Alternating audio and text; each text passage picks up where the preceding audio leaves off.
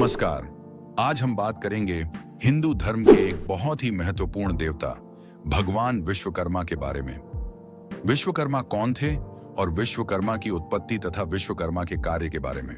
इससे पहले आपसे छोटी सी रिक्वेस्ट, अगर आप हमारे चैनल पर नए हों तो चैनल को सब्सक्राइब, वीडियो को लाइक और शेयर करें। चलिए शुरू करते हैं। दोस्तों, विश्वकर्मा को सृष्टि का पहला शिल्पी और वास्तुकार माना जाता है। हिंदू धर्म की मान्यताओं के अनुसार ब्रह्मा जी ने विश्वकर्मा को सृष्टि के निर्माण के लिए नियुक्त किया था। उन्होंने देवताओं के लिए स्वर्गलोक, इंद्रपुरी, द्वारिका और कई अन्य नगरों का निर्माण किया। जब ब्रह्मांड की रचना हुई थी तब देवता और असुर आपस में युद्ध करते रहते थे। देवता हमेशा असुरों से हार जाते थे। देवराज इंद्र बहुत परेशान थे। उन्होंने ब्रह्मा जी से प्रार्थना की कि कोई ऐसा शिल्पी हो जो उनके लिए अस्त्र शस्त्र बना सके, जिससे वे असुरों को हरा सकें। ब्रह्मा जी ने इंद्र की प्रार्थना सुन ली और उन्होंने अपनी तपस्या से एक शिल्पी की रचना की। उस शिल्पी का नाम विश्वकर्मा रखा गया। विश्वकर्मा जी बहुत ही कुशल कारीगर थे। उन्होंने देवताओं के लिए अनेक अद्भुत अस्त्र शस्त्र बनाए, जैसे कि इंद्र का वज्र। यह एक बहुत ही शक्तिशाली हथियार था जिससे इंद्र असुरों को मार गिराते थे। शिव का त्रिशूल, यह एक त्रिशूल था जो तीनों लोकों में सबसे तेज था।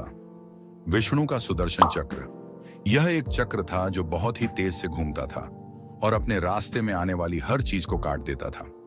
विश्वकर्मा जी ने न केवल अस्त्र शस्त्र ही बनाए, बल्कि उन्होंने देवताओं के लिए स्वर्गलोक में बहुत ही सुंदर सुंदर महल और उद्यान भी बनाए। उन्होंने देवताओं के लिए उड़ने वाले रथ भी बनाए। विश्वकर्मा जी की कुशलता से देवता बहुत प्रसन्न हुए और उन्होंने विश्वकर्मा जी को देवताओं का शिल्पी का दर्जा दिया। आज भी विश्वकर्मा जयंती पर विश्वकर्मा जी की पूजा की जाती है। विश्वकर्मा को वास्तुशिल्प का झाता माना जाता है। उन्होंने कई मंदिरों और भवनों का निर्माण किया। कौशल और मेहनत का प्रतीक विश्वकर्मा अपने कौशल और मेहनत के लिए जाने जाते हैं। नवाचार का प्रतीक, वे हमेशा कुछ नया करने के लिए तत्पर रहते थे। शिल्पकारों के देवता, सभी शिल्पकार, कारीगर और इंजीनियर विश्वकर्मा को अपना आराध्य देव मानते हैं। विश्वकर्मा जयंती हर साल भाद्रपद महीने के अंतिम दिन मनाई जाती है। इस दिन शिल्पकार और कारीगर अपने औजारों की पूजा करते हैं।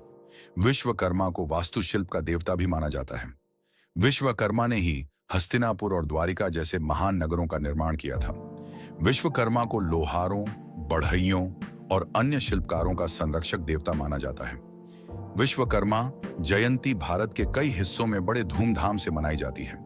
विश्वकर्मा के 5 पुत्र थे। पहला, मनु। मनु को मानव जाति का पूर्वज माना जाता है। दूसरा, मय। मय एक महान वास्तुकार थे और उन्होंने कई महलों और नगरों का निर्माण किया। तीसरा, त्वष्टा।